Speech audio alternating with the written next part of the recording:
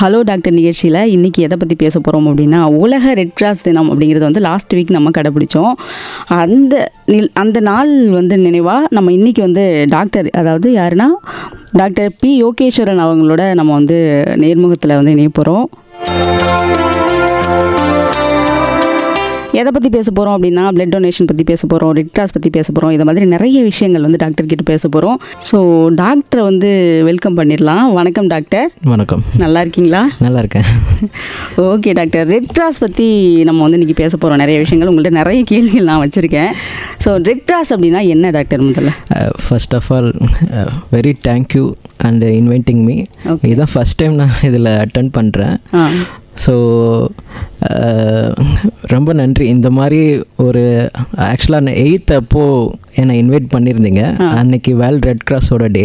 So என்னால் வர முடியல. ஸோ இந்த நாளுக்கு என்னை இன்வைட் பண்ணியிருக்கீங்க, ரொம்ப தேங்க்யூ. அண்டு இன்றைக்கி பார்க்க போகிற இந்த பிளட் டொனேஷன்ஸ் பற்றி நம்ம நிறைய விஷயம் பேச போகிறோம். ஸோ இது பற்றியான விழிப்புணர்வு எல்லாருக்கும் வரும்னு நினைக்கிறேன். ஸோ அதே சமயம் ஸோ உங்களை மாதிரி விழிப்புணர்வு நீங்கள் பண்ணுற இந்த ஸ்பெஷல் ஈவெண்ட்னால சில பேருக்கு அந்த விழிப்புணர்வு ஈஸியாக இது மூலமாக போகும்னு நான் நம்புகிறேன். தேங்க்யூ. ஓகே டாக்டர், சொல்லுங்கள் டாக்டர். ரொம்ப நன்றி. ரெட் கிராஸ்ங்கிறது one of the largest humanitarian organisation.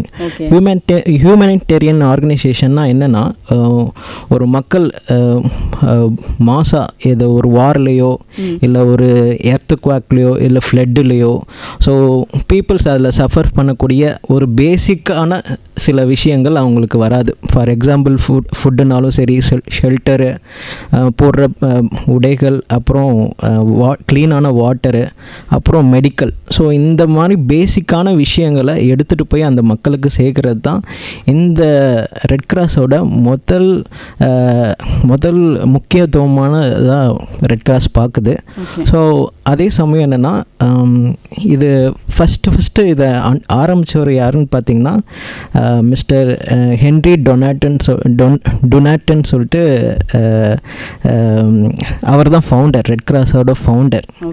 So he involves to started first இவர் எங்கே ஹெல்ப் பண்ணார்னா, ஒரு போர் இடத்துல அடிபட்டு கிடக்கிற ஒரு சோல்ஜருக்கு ஃபஸ்ட்டு முதல் உதவியிலேருந்து ஆரம்பித்து இந்த ரெட் கிராஸ் வந்து கிட்டத்தட்ட 191 கண்ட்ரீஸ் வரையும் ஃபுல்லாக ஆக்டிவாக இந்த ஆர்கனைசேஷன் ரன் ஆகிட்டுருக்கு.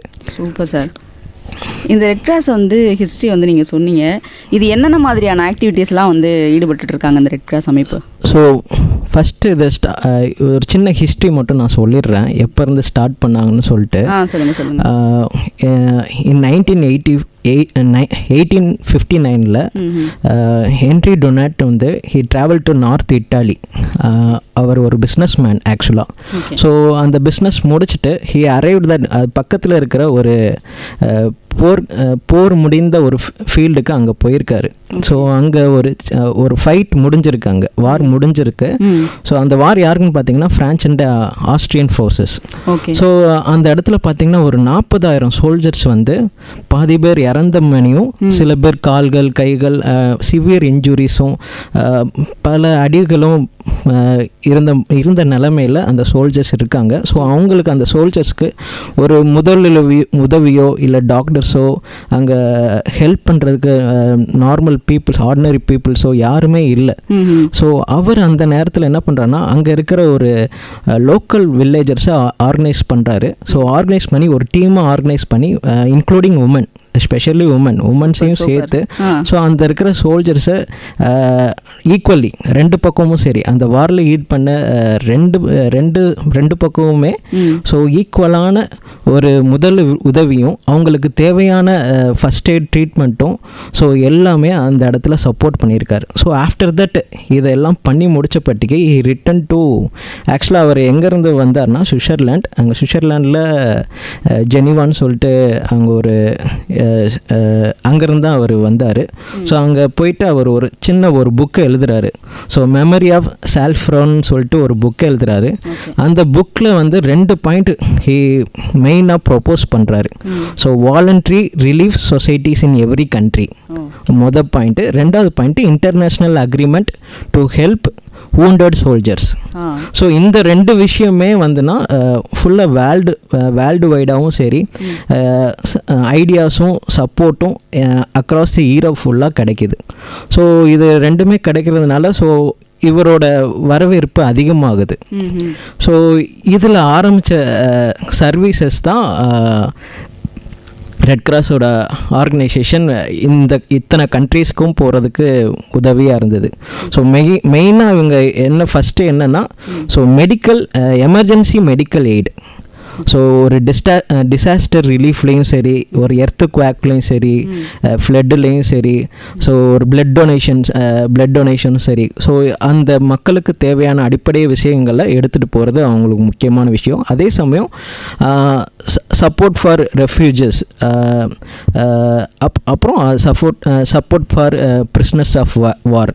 அந்த வாரில் சிறைப்பிடிச்சிருக்கிற அந்த கைதிகளுக்கும் ஹெல்ப் பண்ணி அதிலேருந்து விடுவிக்கும், அவங்களுக்கான ஹெல்த் சர்வீஸும் பண்ணுறதுக்கு இது எல்லாமே உதவுச்சு. அதே சமயம் அந்த வாரில் ஏற்கனவே அவங்க குடும்பத்தை பிரிஞ்சு சில பேர் காணாமல் போயிருப்பாங்க. ஸோ அவங்களையுமே அவங்கக்கிட்ட டைரெக்டாக எடுத்துகிட்டு போய் பண்ணுற சர்வீஸும் இவங்க பண்ணிக்கிட்டு இருந்தாங்க. ஓகே. ஸோ மெயின் சர்வீசஸ்ன்னு பார்த்திங்கன்னா support for prisoners and wounded soldiers and emergency medical aid and disaster relief and blood donation services. Okay sir. இப்போ இந்தியாவில் சென்னையிலலாம் எந்த மாதிரி ஆக்டிவிட்டீஸில் இவங்க ஈடுபட்டுருக்காங்க சார் ரெட் கிராஸுங்கிறது? சேம் நம்ம இதில் பார்த்திங்கன்னா மெயினாக பார்த்திங்கன்னா பிளட் டொனேஷன் தான். Blood donation and blood banks. So நம்ம இந்தியாவில் பார்த்திங்கன்னா பிளட் டொனேஷன் தான், பிளட் பேங்க் தான் நிறையா இருக்குது இந்தியன் ரெட் கிராஸில். ஒவ்வொரு ஸ்டேட்லேயுமே இதுதான் மெயின் ப்ராஜெக்டாக பண்ணிக்கிட்டு இருக்காங்க. அப்புறம் சில டே கேர் ஹாஸ்பிட்டல்ஸும் அந்தந்த ஸ்டேட்லேயும் டிஸ்ட்ரிக்ஸ்லேயும் ரன் ஆகிட்டுருக்கு. அப்புறம் ஃபிசியோதெரப்பி, ஃபஸ்ட் எய்டு ப்ராக்டிசஸ்ஸு, அப்புறம் நர்ஸ் எய்ட் ஸ்கூல்ஸ்னால் தே அசிஸ்ட் டு நர்ஸுக்கு அசிஸ்டண்ட்டாகவும் ஒரு பேஷண்ட்டை எப்படி ஹெல்த் சர்வீஸ் பண்ணுறதுங்கிறத ஃபுல் டீட்டெயில்டாக தெரிஞ்சுக்கிற முடியும். அதுதான் நர்ஸ் எய்ட் ஸ்கூல்னு சொல்லுவாங்க. So ambulance services. ஸோ மெயினாக பார்த்தீங்கன்னா பிளட் டொனேஷன் அண்டு பிளட் பேங்க்ஸும், அதே சமயம் டிசாஸ்டர் ரிலீஃப். ஒரு டிசாஸ்டர் நடந்துச்சுன்னா அந்த ரிலீஃப்க்கு என்னென்ன தேவையோ ஸோ எல்லாத்தையுமே அந்த மக்களுக்கு அடிப்படையான விஷயங்களை, பேசிக் நீட்ஸை பூர்த்தி பண்ணுறதும், ஸோ அவங்களுக்கு ஒரு சப்போர்ட் கொடுக்குறதும் சரி. ஸோ இதுதான் மெயினாக நம்ம பண்ணிக்கிட்டு இருக்கோம். இது எல்லாம் இந்தியாவில் உள்ளது மட்டும் இல்லை, நம்ம ஆல் ஓவராக கண்ட்ரி ஃபுல்லாக ரெட் கிராஸ் இதை பண்ணிக்கிட்டு இருக்கு. ஓகே சார், ரொம்ப அழகாக சொன்னீங்க டாக்டர். இப்போ நம்ம ரெட் கிராஸ் பற்றி பேசிகிட்டு இருந்தோம் இல்லையா, அதில் நிறைய விஷயங்கள் நீங்கள் ஹிஸ்ட்ரியில் நடந்ததா அப்படிலாம் சொல்லிட்டு இருந்தீங்க. இப்போது இவங்க இவ்வளோ ஆக்டிவிட்டீஸில் ஈடுபட்டு இருக்கும்போது எத்தனை நோபல் ப்ரைஸ் இவங்க வின் பண்ணியிருக்காங்க, அதை பற்றி கொஞ்சம் சொல்லுங்கள் டாக்டர். இதுவரையும் 4 நோபல் ப்ரைஸ் வின் பண்ணியிருக்காங்க. ஓகே. ஃபஸ்ட்டு நோபல் ப்ரைஸ் யார் கொடுத்தாங்கன்னா founder of the red cross mister Henry Dunant கொடுத்துருக்காங்க. ஸோ அது எதுக்காண்டி கொடுத்தாங்கன்னா ஹியூமனிடேரியன் சர்வீஸ்க்காண்டி கொடுத்துருது. ஸோ ஃபஸ்ட்டு ஆரம்பித்ததுனால, அந்த சர்வீஸை ஆரம்பித்தனால அவருக்கு கொடுத்தது. ரெண்டாவது பார்த்திங்கன்னா 1917 ஃபஸ்ட்டு வேர்ல்டு வாரில் சோல்ஜர்ஸ்க்கும் ப்ரிஸ்னருக்கும் ஹெல்ப் பண்ணதுக்காண்டி அந்த அவார்டு கொடுத்தாங்க. ரெண்டாவது 1944 வேர்ல்டு வார் செகண்டில். ஸோ இதே ஆர்கனைசேஷனை, இந்த ஆக்டிவிட்டியை தொடர்ந்து பண்ணதுக்காண்டி ஸோ அதே அவார்டை அவங்களுக்கு திருப்பி கொடுத்தாங்க. ஸோ அது அப்புறம் 1963 ஸோ இந்த ஆக்டிவிட்டி ஆல்மோஸ்ட் 100 இயர்ஸாக பூர்த்தி பண்ணனால ஸோ அந்த ஹியூமனிடேரியன் சர்வீஸ்க்காண்டியே கொடுத்தது குளோபல் லெவலில். Okay doctor. ஸோ நிகழ்ச்சியில் காலர் இணைஞ்சிருக்காங்க, யாருன்னு பார்க்கலாம். வணக்கம் ரெயின்போ.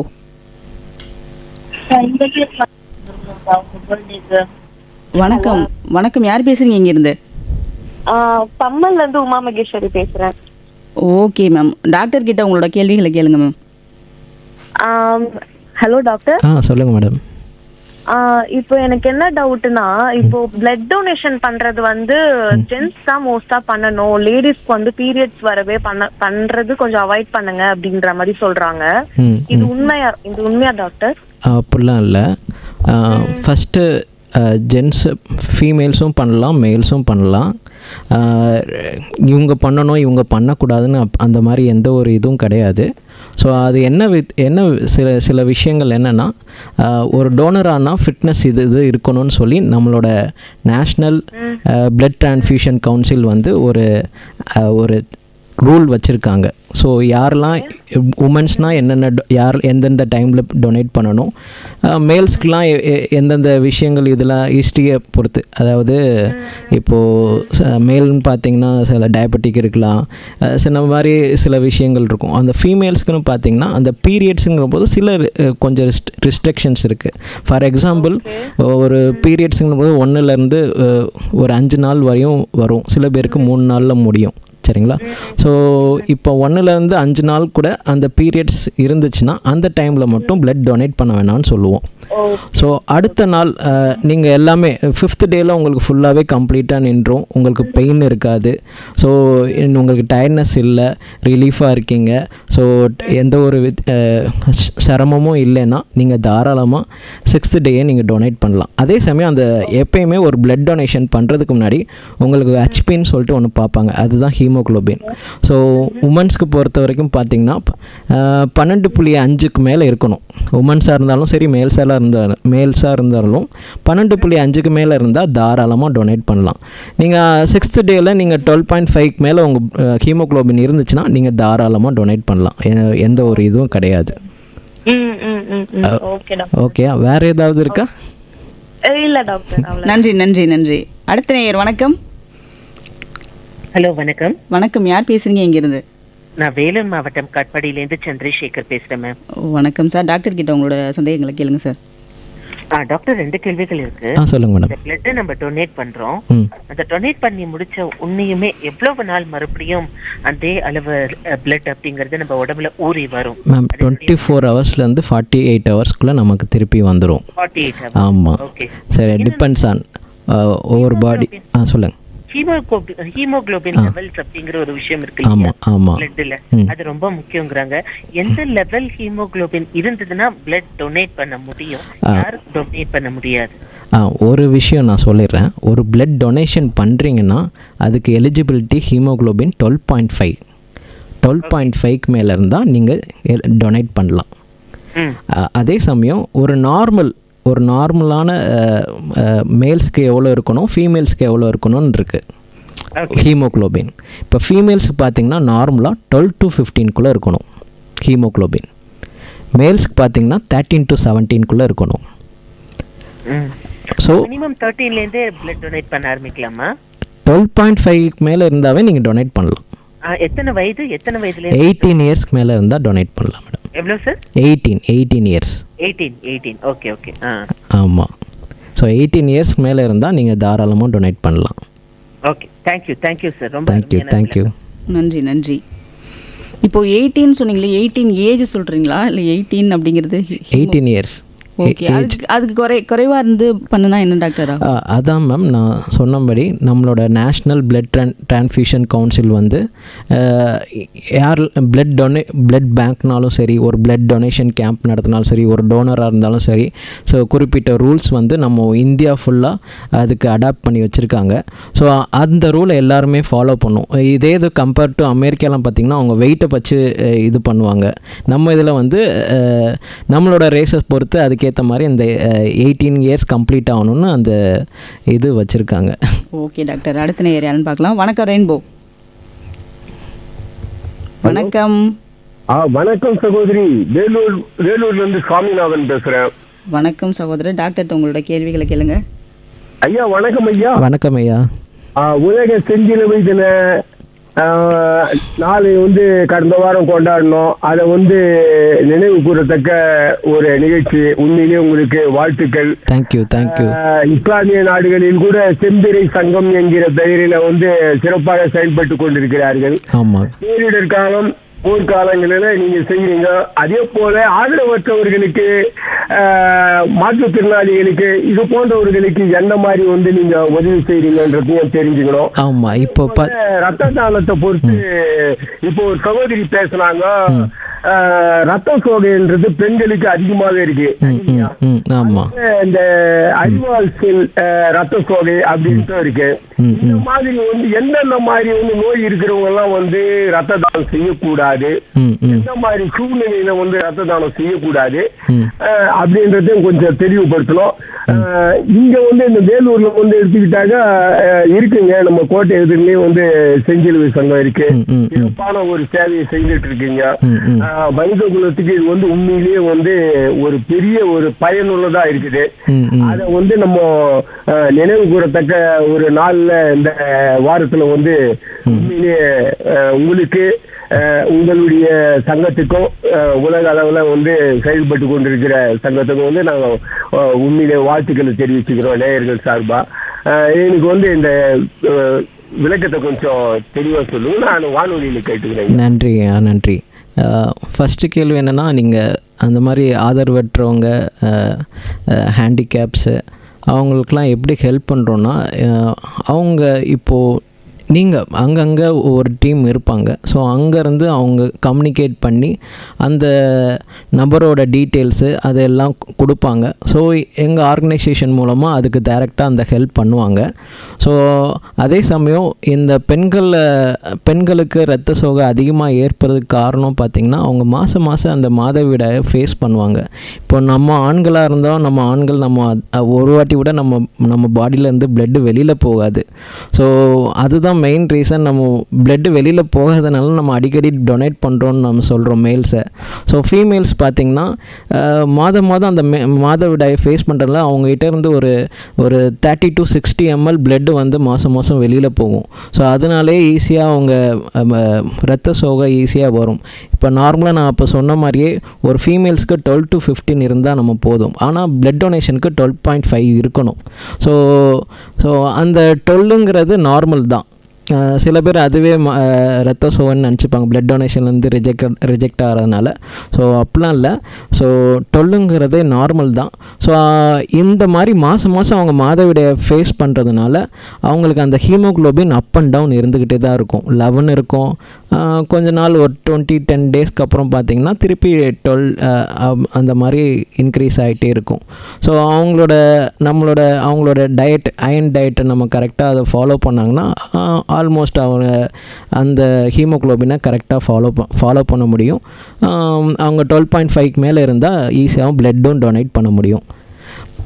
ஓகே டாக்டர், சிறப்பாக சொன்னீங்க. அந்த நேயருக்கு புரிஞ்சிருக்கும் அப்படின்னு நினைக்கிறேன். ரத்த தானம் பண்ணுறது அப்படிங்கிறது எந்த அளவுக்கு முக்கியம் டாக்டர், அதை பற்றி கொஞ்சம் சொல்லுங்கள் டாக்டர். நிறைய பேர் அதோட அவேர்னஸே இல்லாமல் இருக்காங்க. அதான் இரத்த தானங்கிறது ரொம்ப முக்கியமான சர்வீஸ். அதாவது நம்ம ஈஸியாக சில விஷயங்களை ஈஸியாக ஹெல்ப் பண்ணுறோம், அது பண்ணுறோன்னு சொல்லிடலாம். பட் ஆனால் ஒரு ரத்தத்தை கொடுத்து ஒரு உயிரை வாழ வைக்கிறது தான் உண்மையான சர்வீஸ் என்னை பொறுத்த வரைக்கும். ஸோ ஒரு நபர்கிட்ட இருந்து எவ்வளோ எம்எல் எடுப்போம்னா 350 mlலேருந்து 450 ml. ஸோ 2 ml தான் 2 டைப் ஆஃப் ml தான் எடுக்க முடியும், ஒரு 350 and 450. ஸோ நம்ம பாடியிலேருந்து ஒரு 350 ml எடுக்கிறதுனால ஸோ எந்த ஒரு பாதிப்பும் நமக்கு வரப்போகிறதில்ல. ஸோ நம்ம பாடியில் நார்மலாக பார்த்திங்கன்னா ஒரு அடல்ட்டுக்கு 4.5லேருந்து ஒரு 6 liters வரையும் பிளட் இருக்கும். ஸோ அதுலேருந்து நம்ம 350 mlலேருந்து ஒரு 450 ml நம்ம டொனேட் பண்ணுறதுனால நமக்கு எந்த ஒரு பாதிப்பும் வர்றது கிடையாது. ஸோ அதே சமயம் என்னென்னா, நம்ம எதுக்கு ஃபீமேல்ஸும் டொனேட் பண்ணலாம், மேல்ஸும் டொனேட் பண்ணலாம். நம்ம ஃபீமேல்ஸோட மேல்ஸை தான் டொனேட் பண்ணுறோங்கிறது அப்படி கிடையாது. ஸோ அவங்களுக்கு அந்த மாதவிடையை ஃபேஸ் பண்ணுறதுனால அந்த ஹெச்பி லெவல் கம்மியாக இருக்கிறதுனால அவங்க சில பேர் ரிஜெக்ட் ஆவாங்க. மேல்ஸ் அப்படி கிடையாது. மேல்ஸ் வந்து எப்போயுமே ஹீமோக்ளோபின் ரிச்சாக தான் இருக்கும். ஸோ அந்த 12.5 கீழே வர்றது கஷ்டம்தான்.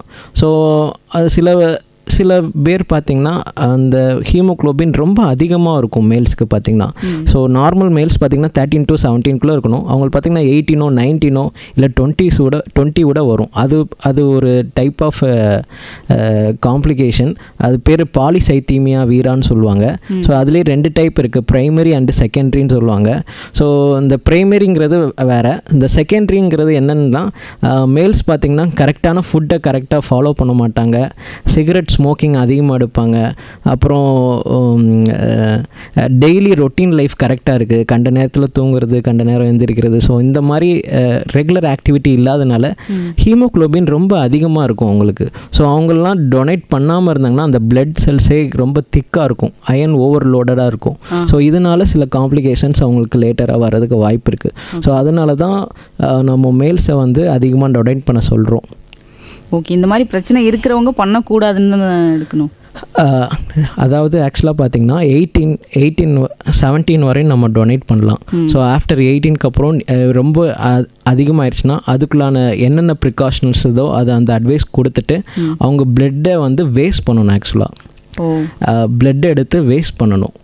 சரிங்களா? ஸோ அந்த லெவலுக்கு போகாமல் இருக்கணும்னா நீங்கள் ரெகுலராக டொனேட் பண்ணணும்.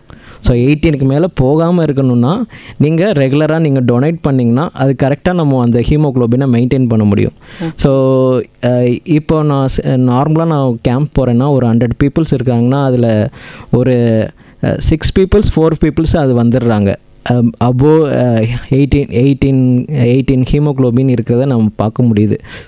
ஸோ அவங்களுக்கு என்ன அட்வைஸ் பண்ணுறோன்னா சீக்கிரமாக அது என்னென்ன குறிப்பிட்ட ப்ரிகாஷனலாக இதை எப்படி கம்மி பண்ணுறதுன்னு அட்வைஸ் பண்ணிவிட்டு அவங்கள இதை எப்படி சமாளிக்கிறோங்கிறத அதை அந்த இடத்துல நாங்கள் சொல்லிடுவோம். ஓகே டாக்டர், தொடர்ந்து பேச ஒரு நேயர் ஒருத்தங்க இணைப்பில் இருக்காங்க. வணக்கம் ரெயின்போ. வணக்கம் டாக்டர் அவர்களுக்கு வணக்கம். வணக்கம், நன்றி. சொல்லுங்கள் சார், உங்களோட சந்தேகங்களை டாக்டர் கேளுங்க. சொல்லுங்கள் சார். சொல்லுங்கள் சார். சார் சொல்லுங்கள் சார், கேட்குது. நாங்கள் ஒரு 3 நண்பர் போய் ரத்த தானம் பண்ணோம். ஓகே. ஆக்சிடென்ட் கேஸ் அது. சரி. ரத்தம் நாங்கள் 3 பேர் ரத்தம் கொடுத்து அவர் உயிரை காப்பாற்றணும். ஓகே. நம்ம ரத்தம் கொடுத்து எவ்வளோ நேரத்தில் சார் அந்த ரத்தம் நம்மளுக்கு வந்து சேரும்? அதான் சார் 24 மணி நேரத்துலேருந்து 48 ஹவர்ஸ்க்குள்ளே நம்ம வந்துடும். அது மெச்சூர் ஆகி நம்ம இதுக்கு வர்றதுக்கு 3 மந்த்ஸ் ஆகும். நான் சொல்கிறது புரியுதா? காப்பாற்று தானே சார் கொடுக்குது. ஆமாம், அது ஒன்றும் தப்பு இல்லையா சார்? தப்பே இல்லை சார். அப்போ ஒரு 2 ஹவர் ஆகுமா சார்? தப்பே கிடையாது சார். நீங்கள் நல்ல செயல் தான் செஞ்சுருக்கீங்க. உங்கள் ரத்தத்தை கொடுத்து உங்கள் நண்பரோட உயிரை காப்பாற்றிருக்கீங்க. இது ஒரு பெரிய விஷயம். சரிங்களா? ஸோ இது தப்பே கிடையாது. ஸோ அதே சமயம் உங்களோட நீங்கள் ஒரு 350 ml நீங்கள் கொடுத்துருப்பீங்க. ஸோ அந்த கொடுத்தனால உங்களுக்கு ஒரு எந்த பாதிப்பும் வரப்போகிறதில்ல. நீங்கள் பயப்படவும் தேவையே கிடையாது. சரிங்களா? தைரியமாக இருக்கலாம். நீங்கள் எவ்ரி 3 months ஒன்ஸ் நீங்கள் டொனேட் பண்ணிக்கிட்டே இருக்கலாம். சரிங்களா? உங்கள் வயது என்ன சார்? வாய்ப்பு நன்றி சார். ஓகே, நன்றி சார். நன்றி. ஓகே, அவருக்கு புரிஞ்சிருக்கும் அப்படின்னு நினைக்கிறேன். ஸோ மேக்ஸிமம் அதாவது மினிமம் ஏஜ் வந்து 18 அப்படின்னு சொன்னீங்க. வெயிட் ஏதாவது ரெக்குயர்மெண்ட் இருக்குதா? கண்டிப்பாக. மேல்ஸ் பார்த்தீங்கன்னா 45 வெயிட் இருந்தால் போதும், கிலோ இருந்தால் போதும். 45 kg இருக்கணும். ஸோ ஃபீமேல்ஸ் 50 kg இருந்தால் போதும், டொனேட் பண்ணலாம். 50 kg இருக்கணுமா? 50 kgக்கு மேலே இருக்கணும். அதை விட கம்மியாக இருந்தால் அதான், அது கம்மியாக இருந்தால் அவங்களோட ஹீமோக்ளோபின் எல்லாம் கம்மியாக இருக்கும். சில விஷயங்கள் இருக்குது. அபோவ் 45 kgக்கு மேலே இருந்தால் டொனேட் பண்ணலாம். ஓகே சார், நேயர் வந்து இணைப்பில் இருக்காரு. வணக்கம் ரெயின்போ. வணக்கம் ரெயின்போ. ஹலோ, வணக்கம். யார் பேசுறீங்க இங்கேருந்து? வணக்கம், ஆவடியிலிருந்து ராணி பேசுகிறேன். ஓகே மேம், உங்கள் டவுட்டை வந்து டாக்டர்கிட்ட கேளுங்க. சொல்லுங்க மேடம். வணக்கம். வணக்கம் டாக்டர்.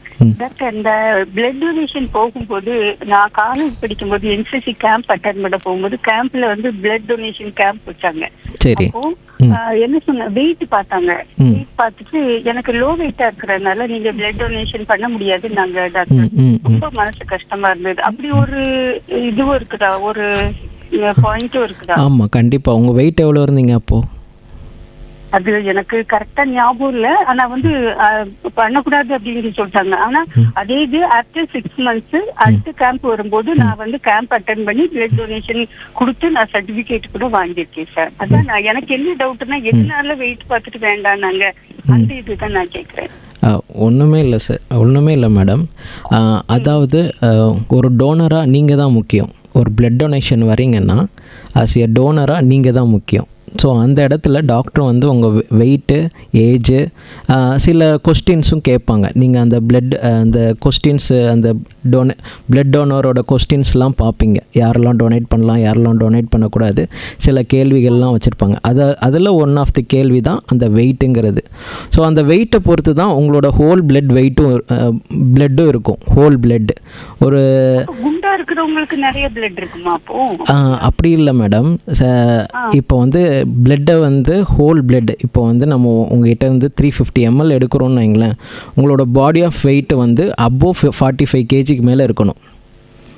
ஓ அப்படி. ஆமாம். ஸோ அதுக்கு கீழே போச்சுன்னா கொஞ்சம் உங்களுக்கு தான் காம்ப்ளிகேஷன்ஸ் வரும். ஸோ நீங்கள் போகிற இடத்துல அந்த ஹீமோக்ளோபின் கரெக்டாக இருக்கணும். ஸோ இந்த விஷயங்கள் எல்லாத்தையுமே நம்ம பார்க்கணும். ஸோ அந்த இடத்துல ஏதாவது ஹைப்போவாலிமிக் ஷாக் கூட போகலாம். ஸோ அந்த வெயிட்டுங்கிறது ரொம்ப கண்டிப்பான விஷயம். ஸோ அந்த வெயிட்டை கண்டிப்பாக அந்த டோனர்கிட்ட இருக்கணும்னு எதிர்பார்ப்பாங்க. ஸோ அதுதான் எலிஜிபிலிட்டி. ஓ அப்படிங்களா? ஆமாம். ஆனா ஹெச்பி கண்டென்ட் எவ்வளவு அப்படிலாம் கேட்கல. ஹெச்பி வந்து 12.5 மேலே இருந்தாவே எலிஜிபிள் தான் இருக்கணும். ஆமாம், 12.5 பண்ணல. அடுத்த கேம்ப்ல வந்து நான் அதே மாதிரி எனக்கு வந்து ரொம்ப ஆசையா இருக்கும் பிளட் டொனேஷன் கொடுக்கணும். நான் போய் அட்டென்ட் பண்ணி அங்க அந்த கேம்ப்ல எடுத்துட்டாங்க. சர்டிபிகேட்டும் வாங்கிட்டேன். அப்போ வந்து காலேஜ்ல எல்லாம் காமிச்சேன். என்ன பாரு எல்லாரும் கேள்வி பண்ணாங்க, பத்தியா நீ நோஞ்சானா இருந்தோன்னு பிளட் எடுக்கல பத்தியா அப்படின்னு கேள்வி பண்ணாங்களோ. அடுத்த டைம் எனக்கு வந்து ஒரு அட்டன் பண்ணி சர்டிபிகேட் வாங்கினோன்னு எனக்கு எல்லாத்தையும் பாரு நான் தான் வாங்கிட்டேனே அப்படின்ற மாதிரி. ஒன்றும் பிரச்சனை. இப்போ எவ்வளோ வெயிட் இருக்கீங்க? இப்போ டாக்டர் நான் வந்து 58. Very good. என்ன ஏஜ் உங்களுக்கு? புரியல சார். என்ன ஏஜ்? எனக்கு 56 ஆகுது சார். ஓகே. இன்னுமே நீங்கள் 60 இயர்ஸ் வரையும் டொனேட் பண்ணலாம். டொனேட் பண்ணலாமா? இப்போமா? ஆமாம், 60 இயர்ஸ் வரையும் டொனேட் பண்ணலாம். அப்படியா? உமனாக இருந்தால் 4 months ஒன்ஸ் டொனேட் பண்ணணும். ஓ அப்படிங்களா? ஆமாம். இன்ஃபர்மேஷனுக்கு ரொம்ப தேங்க்ஸ் டாக்டர். ஆமாம், இன்னுமே நீங்கள் டொனேட் பண்ணலாம். நீங்கள் ஆரோக்கியமாக தான் இருக்கீங்க. சரிங்களா?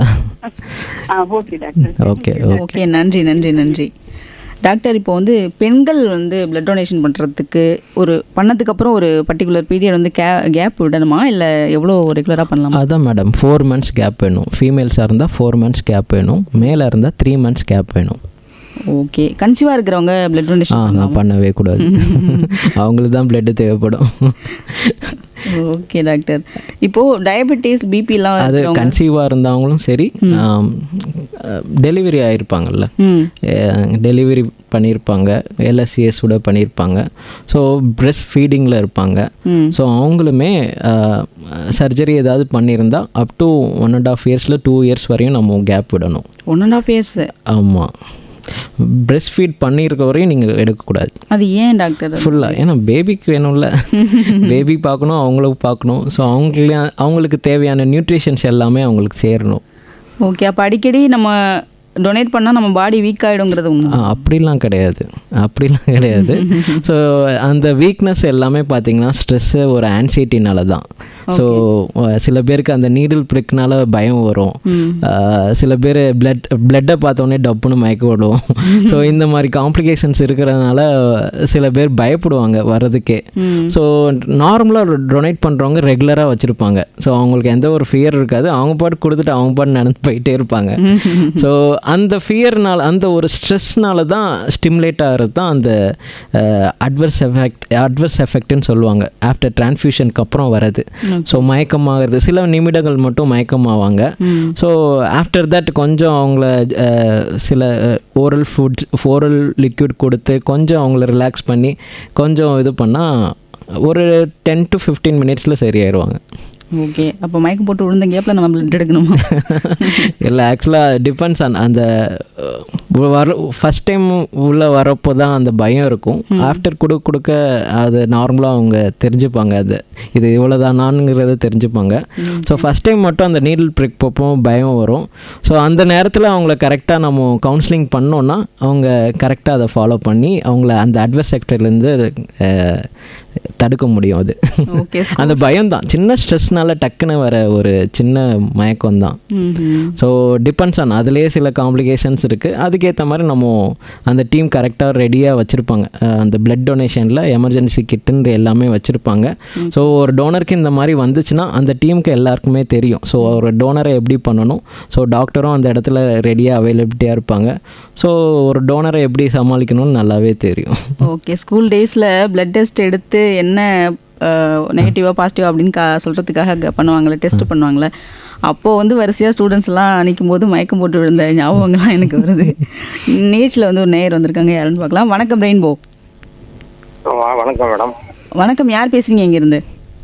எங்கூட அடுத்து பொன்னிமேட்டில் குமார் பேசுகிறேன் மேடம். ஓகே சார், உங்களுடைய சந்தேகங்களை டாக்டர்கிட்ட கேளுங்க சார். சார் வணக்கம் சார். வணக்கம் சார், சொல்லுங்கள். இப்போ ஒரு 3 மாதத்துக்கு முன்னாடி பிளட் வந்து ஒரு ஆப்ஷன் இருந்தார். அவருக்கு வந்து நான் டொனேட் பண்ணேன். சரி பண்ணேன். சரி. பார்த்தீங்கன்னாக்கா அது ரத்தம் கொடுத்த பேருக்கு பார்த்தீங்கன்னாக்கா 1 hour பார்த்தீங்கன்னா ஒரே மழக்கமாக இருக்குது சார் எனக்கு.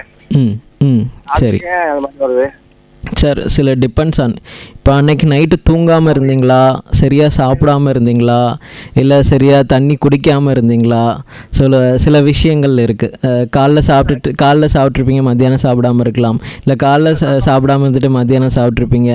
நைட்டு தூங்காமல் ஒரு 4 hours 5 hours தான் தூங்கியிருப்பீங்க.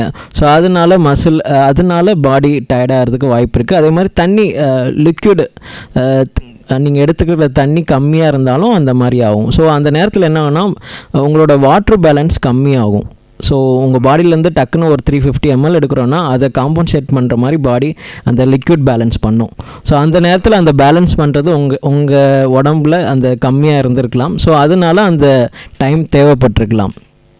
ஸோ மித்தபடி ஒன்றும் இல்லை. நீங்கள் ஒரு டொனேட் பண்ண போகிறீங்கன்னா அன்றைக்கி நாள் நல்லா சாப்பிட்ருக்கணும். ஹெவி ஒர்க் அவுட்லாம் எதுவும் பண்ணியிருக்க வேண்டாம். நைட்டு நல்லா தூங்கியிருக்கணும். ஸோ இதை மட்டும் பண்ணிவிட்டு நீங்கள் டொனேட் பண்ணுங்கள் அடுத்த வாட்டி போகும்போது. சரி, ஓகே சார். நன்றி சார். நன்றி. நன்றி சார். நன்றி சார். இப்போ வந்து பிளட் டொனேஷன் அப்படிங்கிறத பொறுத்த வரைக்கும் ஆல்கஹால் எடுத்தவங்க வந்து பிளட் டொனேஷன் பண்ணலாமா? முதல்ல ஆக்சுவலாக 24 hours வரையும் நம்ம வேணான்னு தான் சொல்லுவோம் எடுத்திருந்தா. ஸோ அந்த ஆமாம், அது ஒரு சேஃப்டிக்கு தான். ரெண்டுமே பேஷண்ட்டோட சேஃப்டியும் ரொம்ப முக்கியம் இல்லை. ஸோ அதனால நம்ம 24 hours வேணான்னு தான் சொல்லுவோம். Okay sir. டாக்டர், இப்போ வந்து நம்ம பேசுறதுக்கு முன்னாடி ஒரு நேயர் இணைப்பில் வராரு, யாருன்னு பார்க்கலாம். வணக்கம் ரெயின்போ. வணக்கம் ரெயின்போ. மேடம் வணக்கம் மேடம். யார் பேசுறீங்க இங்கேருந்து சார்? மேடம் நான் சென்னையிலேருந்து வியாசார்பாத்லேருந்து பேசுகிறேன். என் பேர் சங்கர் மேடம். ஓகே சார், உங்களோட கேள்விகளை டாக்டர்கிட்ட கேளுங்க சார். சரிங்க மேடம். சொல்லுங்கள் சார். சார் வணக்கம் சார். வணக்கம் சார். இப்போ லேடிஸ் வந்து ஃபர்ஸ்ட் டைம் ஒருத்தவங்க பேசுனாங்கல்ல, அந்த மாதிரி லேடி வந்து பிளட் கொடுக்கலாமா அப்படின்னு. அதுல என்ன ஒரு டவுட் அப்படின்னா, இப்போ லேடிஸ்க்கு வந்து நிறைய பிளட், இப்போ குழந்தை பிறக்கும் போது நிறைய பிளட் அவங்களுக்கு தேவைப்படுது. அப்புறம் இந்த மாசம் பீரியட் ஆகுது.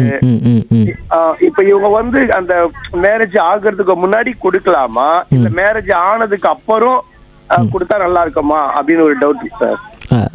அதான் நான் முன்னாடியே சொன்ன மாதிரி தான் சார். மேரேஜ் ஆனப்பட்டிக்கு இது அப்படி கிடையாது. அவங்க பிளட் டொனேட் பண்ணுறப்போ ப்ரெக்னெண்ட்டாக இருக்கக்கூடாது மெயின். அதே சமயம் மாதவிடாயில் இருக்கக்கூடாது. இந்த 2 விஷயம்தான். மித்த நாள் எப்போனாலும் கொடுக்கலாம். அதே சமயம் அவங்கள ஹெச்பி லெவல் கரெக்டாக இருக்கணும். அதுதான் ஒரு டவுட்டாக இருந்துச்சு. அவங்க கேட்கும் போது எனக்கு ஒரு சின்ன டவுட்டாக இருந்தது. ஏன்னா நானும் பிளைண்டு, எங்கள் ஒய்ஃபும் பிளைண்டு. இப்போ அவங்களுக்கு வந்து ஃபர்ஸ்ட் டைம் டெலிவரி ஆகும் போது அவங்களுக்கே பிளட் தேவைப்படுது.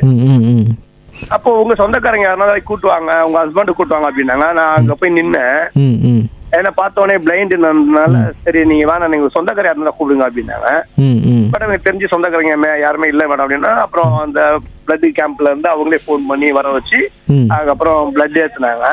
இந்த மாதிரி நீங்க பிளட் டொனேஷன் பண்றதுனால உங்களுக்கு வந்து கோடி நன்றி சொல்லணும் டாக்டர். நன்றி நன்றி. ஏன்னா உங்களால நிறைய பேருக்கு நான், அதாவது டெலிவரி டைம்ல அப்புறம் உயிர் போற டைம்ல இந்த மாதிரி டைம்ல வந்து நீங்க டொனேஷன் பண்றீங்க பாத்தீங்களா, இதை வச்சு எவ்வளவு பேருக்கு நன்மையா இருக்கு. கண்டிப்பா நீங்க சொன்னதுல ஒரு விஷயம் நான் சொல்லலாம். இப்போ வர ஒரு 10 பேர் அட்மிட் ஆகிறாங்கன்னா அதில் 5லேருந்து 6 பேருக்கு பிளட் டொனேஷனுங்கிறது தேவைப்படுது. ஸோ அதில் மேக்ஸிமம் பார்த்தீங்கன்னா ஃபீமேல்ஸ் தான். இப்போ ஃபீமேல்ஸில் பார்த்தீங்கன்னா ஒரு 100 கர்ப்பிணி பெண்கள் இருக்காங்கன்னா அதில் 70லேருந்து ஒரு 30% தான் நார்மல் டெலிவரி ஆகுது. மீதி 70% ஆப்ரேட் பண்ணி எடுக்கிற மாதிரி தான் இருக்குது. ஸோ அந்த டைமில் அவங்களுக்கு லைஃப்பில் ஒரு வாட்டியாவது ஒரு பிளட் டொனேஷனுங்கிற ஒரு டிரான்ஸ்ஃபியூஷனை ஃபேஸ் பண்ணுறாங்க. ஸோ இதனாலேயே நம்ம எல்லாருமே ஸோ ஒரு 3 months ஒன்ஸ் இல்லை 4 months ஒன்ஸ் நம்ம டொனேட் பண்ணால் நமக்கும் நல்லது, மித்தவங்களுக்கும் ரொம்ப நல்லது. யாருக்கோ ஒரு ஆளுக்கு போய் அந்த சேரும். அது நம்ம ரத்தத்தினால அவங்க உயிருக்கு எந்த ஒரு பாதிப்பு இல்லாமல் நம்மளால் ஒரு முக்கியமான சர்வீஸை பண்ண முடியும். ஆமாங்க சார். அதுவும் இல்லாமல் எவ்வளோ அலைச்சல் சார் அந்த டைமில். புரியுது. ஃபோன் பண்ண வேண்டியதாக இருக்குது. அப்புறம் யாராருக்கே கேட்டு லாஸ்ட்ல வந்து ஹாஸ்பிட்டல் ஈஸியா முடிச்சிடறாங்க. இதுக்கு மேல நிகழ்ச்சியை கேட்டதே கிடையாது. இப்போ அடிக்கடி ரெயின்போ எஃப்எம் கேட்கறதுக்கு காரணமே அது நல்ல ஃப்ளோரா போடுறாங்க. இந்த டாக்டர் நிகழ்ச்சியில டாக்டர் ஜெயக்குமார் இங்க ஸ்டாண்ட்ல இருந்து பேசுறாரு பாத்தீங்களா, அவரு பேசும்போது எனக்கு ரொம்ப பிடிச்சிருந்தது. ஏன்னா அந்த கை அவங்க வீட்டுக்காரர் வந்து வெட்டிட்டாரு, இப்ப மேல ஒரு செகண்ட்ஸ்ல அத எலும்பு கூடும் அப்படின்னா கூடாது. அதை 8 மணி நேரம் 8 ஹவர்ஸ்க்குள்ள ஹாஸ்பிட்டலுக்கு அட்மிட் பண்ணோம். இந்த நிகழ்ச்சி அடிக்கடி கேட்டுட்டே இருக்கிறேன். ஏன்னா இப்போ நாங்க மத்தவங்க கேட்கும் போது நமக்கு ஒரு ஆர்வம் ஆயிடுச்சு. ரெயின்போ எஃப்எம்க்கு ரொம்ப நன்றி சொல்லிக்கிறேன். கண்டிப்பாக நீங்களும் டொனேட் பண்ணுங்கள். உங்கள் ஃப்ரெண்ட்ஸுக்கும் சொல்லி ஒரு 3 months இல்லை 4 months ஒன்ஸ் பக்கத்தில் இருக்கிற கவர்மெண்ட் ஹாஸ்பிட்டலாம் சரி இல்லை எந்த ஒரு பிளட் பேங்க்லேயும் சரி ஒரு 3 months இல்லை 4 months டொனேட் பண்ணுங்கள். உண்மையான முக்கியமாக அந்த சர்வீஸ் வந்து நம்ம ஆர்கன் டொனேஷன் தான் பண்ணணும் அப்படின்னு கிடையாது, பிளட் டொனேஷன் பண்ணியும் சர்வீஸ் பண்ணலாம். இப்போ நீங்கள் சொன்னதுக்கு அப்புறம் நானும் எங்கள் சங்கத்தை சார்பாக சேர்ந்து கண்டிப்பா நாங்களும் டொனேஷன் பண்ண போறோம். ஏன்னா இப்போ ஒருத்தர் கேட்டார் பாத்தீங்களா, மாட்டுத்தாங்களா டொனேஷன் பண்ணலாமா அப்படின்னு கேட்டார் இல்லையா. அதனால இப்ப அவங்க கேட்டதும் நீங்க சொல்றதை வச்சு பார்க்கும்போது எங்களுக்கு ஒரு ஆர்வமா இருக்கு. கண்டிப்பா சார். எங்க ட்ரஸ்ட் சார்பா வந்து ஒரு நாளைக்கு நாங்க எல்லாமே சேர்ந்து நாங்களும் கேம்புக்கு வந்து கொடுக்கலாம்னு இருக்கோம். கண்டிப்பா சார், கண்டிப்பா வாங்க. ஓகே சார், ரொம்ப ரொம்ப நன்றிங்க சார். நன்றி சார். சூப்பரா சொன்னாரு. இது மாதிரி தான் நிறைய பேருக்கு வந்து இந்த அவேர்னஸ் இருந்தால் ரொம்ப ரொம்ப நல்லது சார். இப்போ பிளட்டு வந்து நம்ம கொடுக்குறோம் அப்படின்னா எத்தனை நாளுக்கு சார் அதை ஸ்டோர் பண்ணலாம்? மேம் இப்போது பிளட்டுன்னு பார்த்தீங்கன்னா அதில் பிளட் பேக்கில் பார்த்தீங்கன்னா சில லிக்யூட் இருக்கும். ஸோ அது பேர் சிபிடின்னு சொல்லுவாங்க. இன்னொரு அதே இது சாகம்னு சொல்லுவாங்க. அது பேர் அது எதுக்குன்னா ரத்தம் உறையாமல் இருக்கிறதுக்காண்டி அந்த லிக்யூட் இருக்கும், ஆன்டிகோயகுலன்ட்னு சொல்லுவாங்க. ஸோ அந்த சாகம்ங்கிறது 42 days வரையும் நம்ம பிளட்டை உறையாமல் பார்த்துக்கும். ஸோ கிளாட் ஆகாமல் பார்த்துக்கும். ஸோ அதே சமயம் அந்த பிளட்டுங்கிறது குறிப்பிட்ட டெம்பரேச்சர், ஒரு பிளட் எடுத்தோன்னா ஒரு 350 ml எடுத்தோன்னா அதில் 4 types ஆஃப் காம்போனன்ட்ஸ் நம்மளால் பிரிக்க முடியும். பேக்டு ரெட் பிளட் செல்ஸ்ன்னு சொல்லுவாங்க, ரெண்டாவது பிளாஸ்மான்னு சொல்லுவாங்க, மூணாவது வந்து பிளேட்லெட் சொல்லுவாங்க, நாலாவது கிரியோ பிரெசிபிடேட்னு சொல்லுவாங்க. ஸோ அந்த PRBC packed red blood cells பார்த்திங்கன்னா 42 days வரையும் நம்மளால் ஸ்டோர் பண்ண முடியும். ஸோ அதுவும் பார்த்திங்கன்னா அது 2 to 6 மெயின்டைன் ஆகணும் டெம்பரேச்சரில். ஸோ அடுத்து பார்த்திங்கன்னா எஃப்எஃப்பி, இந்த பிளாஸ்மாங்கிறது ஃப்ரெஷ் ஃப்ரோசன் பிளாஸ்மான்னு சொல்லுவாங்க. ஸோ அதுவுமே -40 மெயின்டைன் ஆகணும். ஸோ அது 1 year வரையும் நம்ம சேவ் பண்ணி வச்சுக்கலாம், ஸ்டோர் வரையும். ஆமாம். அதே மாதிரியும் பிளேட்லெட் வந்து 5 days தான் ஸ்டோர் பண்ண முடியும். அதுவுமே 22 degree செல்சியஸில் தான் நம்ம ஸ்டோர் பண்ண முடியும். அதே மாதிரி கிரியோ பிரெசிபிடேட்டும் 1 year வரையும் ஸ்டோர் பண்ணி வைக்கலாம், அதுவுமே -40 ஸ்டோர் பண்ணலாம். ஸோ இந்த ஒவ்வொரு காம்பவுண்டுமே ஒவ்வொருத்தவங்களுக்கு போய் சேரும். இப்போ பேக்கெட் ரெட் பிளட் செல்ஸ்னால் யாருக்கெல்லாம் அயன் தேவைப்படுது, ஹீமோகுளோபின் ரெட் செல்ஸ் தேவைப்படுதோ அவங்களுக்கு அதை டொனேட் பண்ணுவாங்க. So for cases anaemia, iron deficiency anaemia, pregnancy time, road traffic accident, so இந்த கேசஸ்லாம் சிக்கிள் செல் அனிமியா, தலசிமியா இதுக்கு முன்னாடி உங்கள் ஷோவில் பண்ணியிருக்காங்கன்னு நினைக்கிறேன். ஸோ அந்த தலசிமியாங்கிற கேஸ் பொறுத்த வரைக்கும் மாதமே அவங்களுக்கு பிளட் டிரான்ஸ்ஃபியூஸ் பண்ண வேண்டியிருக்கும். ஸோ நம்ம இந்தியாவில் தலசிமியா கேசஸ் ரொம்ப அதிகம். ஸோ அவங்களுக்கு அந்த மாதம் அந்த பிளட்டு தேவைப்பட்டுக்கிட்டே இருக்கும். ஸோ அதுவுமே ரொம்ப அந்த பேக்கெட் ரெட் பிளட் செல்ஸ் அதுதான் முக்கியம். ஸோ ஒவ்வொரு காம்பவுண்டுமே ஒவ்வொரு டைப் டைப் ஆஃப் ட்ரீட்மெண்ட்டுக்கு தேவைப்படும். ஓகே சரிங்க. இப்போ எஃப்எஃபின்னு பார்த்தீங்கன்னா இன்ஜுரி, பேன் இன்ஜுரிஸ்க்கு, லிவர் டிரான்ஸ்பிளான்டேஷனுக்கு, கார்டியாக் சர்ஜரிஸ்க்கு, இந்த மாதிரி சர்ஜரிக்கு தேவைப்படும். அதே மாதிரி பிளேட்லெட் நமக்கு தெரியும், டெங்கு டைம்லலாம் பார்த்தீங்கன்னா பிளேட்லெட்ஸ் கம்மியாகும். பேஷண்ட்டு கேன்சர்ஸ் இருக்கும், பிளேட்லெட் குறைஞ்சிக்கிட்டே வரும். ஸோ அவங்களுக்குலாம் அந்த பிளேட்லெட்டுங்கிறது ரொம்ப ரொம்ப தேவைப்படும். ஸோ அதுக்காண்டி அந்த பிளேட்லெட் அந்த காம்பனண்ட் தேவைப்படும். கிரையோப்ரெசிபிடேட்டுங்கிறது ஸ்பெஷல் டைப் ஆஃப் ஒரு ப்ரோட்டீன்காண்டி ட்ரான்ஸ்ஃபியூஸ் பண்ணுவாங்க. இந்த உரையிற தன்மை ரொம்ப இருக்கும். சில பேர் பார்த்திங்கன்னா ப்ளீட் ஆகிட்டே இருக்கும், நிற்கவே நிற்காது, சில படத்துலலாம் வரும். ஸோ அவங்களுக்குலாம் அந்த ஸ்பெஷல் டைப் ஆஃப் ப்ரோட்டீன்ஸ் தேவைப்படும். ஸோ இந்த காம்பனண்ட் ஒருத்தட்ட கொடுக்குற பிளட்டை வந்து 4 பேரை காப்பாற்ற முடியும். 4 பேரை காப்பாற்ற. ஆமாம். Super doctor. இப்போ வந்து பிளட்டு கொடுக்குறோம் அப்படின்னா அதை ப்ராசஸ் பண்ணி எப்படி வைக்கிறீங்க, அது வந்து வீணாக போகாமல் இருக்கிறதுக்கெல்லாம் என்னென்னலாம் பண்ணுவீங்க? எக்ஸ்பைரி டேட் சொன்னீங்கல்ல, அது சொல்லுங்கள் டாக்டர். சேம், நம்ம ஒருத்தர் பிளட்டை எடுத்துட்டோம்னா, ஸோ நம்ம இந்த காம்பனண்ட்டை வந்து பிரிச்சப்பட்டிக்கு அந்தந்த டெம்பரேச்சரில் மெயின்டைன் பண்ணணும். ஸோ ஃபஸ்ட்டு பிளட்டை எடுத்தோடனே இந்த காம்பனண்ட் பிரிக்கிறது அது டிபெண்ட்ஸ் ஆன், இப்போ ஹோல் பிளட்டை எடுத்துருவாங்க, 350 இல்லை 450 எடுத்துருவாங்க. எடுத்துகிட்டு சென்ட்ரிஃபியூஜுங்கிற ஒரு பெரிய மிஷின் இருக்கும். ஸோ அந்த மிஷின்குள்ளே அந்த பேக்ஸ் எல்லாம் வச்சுட்டு சென்ட்ரிஃபியூஜ் பண்ணுவாங்க. ஸோ ஒவ்வொரு பேக்குக்குமே ஒவ்வொரு சென்ட்ரிஃபியூஜ் அந்த RPM வச்சு அதை ரன் பண்ணுவாங்க. ஸோ ஈஸியாக அந்தந்த பேக்கை வந்து ஈஸியாக பிரிச்சுட்டு ஸோ அதை வந்து ஸ்டோர் பண்ணுவாங்க. இன்னொரு டிவிஷனில் என்ன நடக்குன்னா, அந்த டோனர் கிட்ட எடுத்திருந்த சாம்பிளை வச்சு ஸோ சில டெஸ்ட்டு ரன் பண்ணுவாங்க. அதுதான் TTAன்னு சொல்லுவாங்க. ஸோ TTA ஸ்க்ரீனிங்கிறது ரொம்ப முக்கியமான ஒரு ஸ்க்ரீனிங். ஸோ இது ஸ்க்ரீனிங் பண்ணாமல் ஒரு பிளட்டை வந்து வெளியில் போகவும் கூடாது, யாருக்கும் எந்த பேஷண்ட்டுக்கும் ட்ரான்ஸ்ஃபியூஷன் பண்ணக்கூடாது. ஸோ இந்த TTAங்கிறது என்னென்ன வரும்னா, HIV, hepatitis B, hepatitis C, malaria and syphilis. இந்த 5 கிருமிகள் எதுவும் இந்த பிளட்டில் இருக்கான்னு சொல்லிட்டு ஃபஸ்ட்டு செக் பண்ணுவாங்க. செக் பண்ணிவிட்டு அது எதுவும் இல்லைனாங்கிறப்போ தான் அந்த பேக்கே ஃபிட்டுன்னு வரும். ஸோ அதை எடுத்துகிட்டு தான் மித்த டெஸ்ட்லாம் பண்ணுவாங்க. அன்எக்ஸ்பெக்டட் ஆன்டிபாடி பார்ப்பாங்க. ஸோ சில டெஸ்ட்கள்லாம் பண்ணி அந்த குரூப்பிங், அந்த பேக்கோட குரூப் பார்த்துருவாங்க. ஃபார்வர்ட் அண்ட் ரிவர்ஸ் பார்த்துட்டு கன்ஃபார்ம் பண்ணிட்டு அந்த பேக்கில் எழுதுவாங்க. ஸோ அதே மாதிரி நம்ம சொன்ன மாதிரியே இந்தந்த காம்பனண்ட்டுக்கு இந்த டேட்லேருந்து இந்த டேட் வரையும் அந்த எக்ஸ்பிரி டேட்டும் அந்த பேக்கில் வந்துடும். ஸோ லேபிள்ஸ்லுமே அதில் எழுதிடுவாங்க. ஸோ இதெல்லாம் எழுதி அதில் ஸ்டோர் பண்ணுறது தான் பிளட் பேங்க்கோட ஒர்க்கே.